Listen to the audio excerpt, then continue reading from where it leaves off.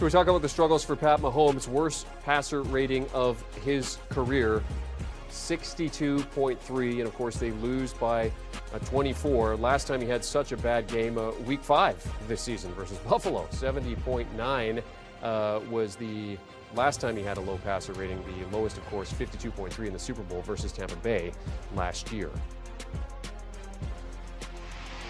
All right, so let's talk about this game. Pete, I'll ask you, what is your level of concern with this Chiefs team? Because it does not seem to be getting any better. Last week I sat right in the seat and I said, don't worry, the Chiefs are back. That was a statement game. Yeah. I was wrong.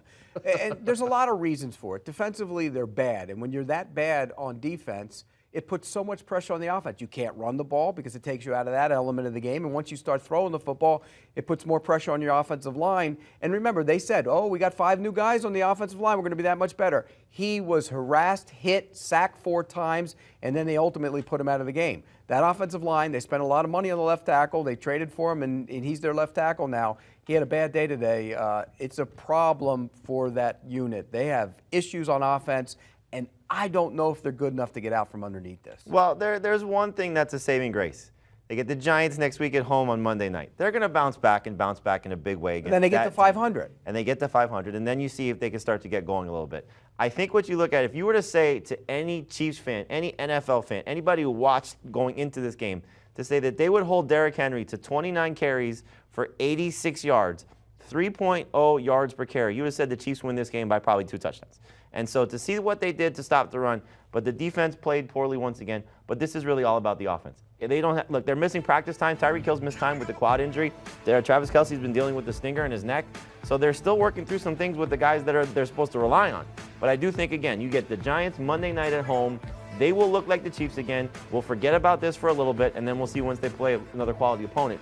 But I think the Chiefs get back on track next week. Hang on a second, though. The Giants didn't do too badly today. It's going up against one of the best defenses. They played a JV team. They're taking a step up in competition next week going to Arrowhead. But if they don't play well on that then you got to really worry about that. Then you have a major problem. But they've also been back-to-back road games. The Super Bowl loser hangover is real. It's a real thing. It's tough to come back. And remember, they lost that game because they got handled at the line of scrimmage. They were supposed to have fixed that. And they made some moves. They moved guys around on defensive line, and they had 5 new guys on the offensive line.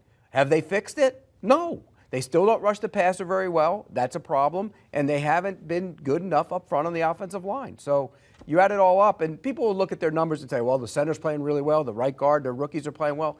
As a unit, they're not playing good enough up front. Now, even if they beat the Giants next week, you still got to worry about at this point, are they going to miss the playoffs? Because the Chargers are the best team in the division right now. They beat them head-to-head. You got to see what the Raiders are going to do. They're playing right now.